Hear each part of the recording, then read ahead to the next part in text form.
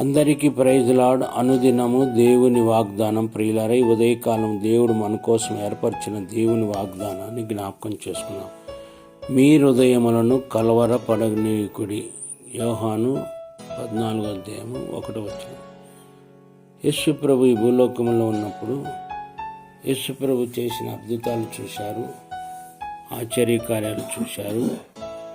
ఎన్నో మహాత్మ కార్యాలు చూసినప్పటికీ అయితే తన శిష్యులతో బోధిస్తున్న బోధ ఏంటో తెలుసా? నేను ఈ లోకంలో నివాసం చేయను, మరి కొంత సమయం వరకే నేను ఉంటాను అని ఆయన సెలవు ఇచ్చినట్టు మనం చూస్తున్నాం. అయితే ఇక్కడ మాట్లాడుతున్న మాట తెలుసా? హృదయంలో ఉన్న కలవరమును తీసివేసుకో. ఎప్పుడైతే హృదయంలో నా కలవరము వేదన ఎప్పుడైతే తీసివేసుకుంటామో అప్పుడు మనం దేవుని చూసుటకు, దేవుని సన్నిధి అనుభవించుటకు ఆస్కారం ఉంటుంది.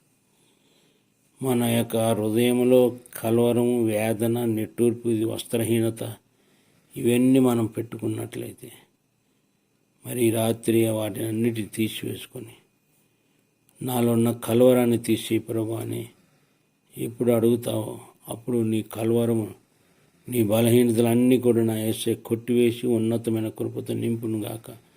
దేవుడు మిమ్మల్ని దీవించును గాక. ఆమేన్.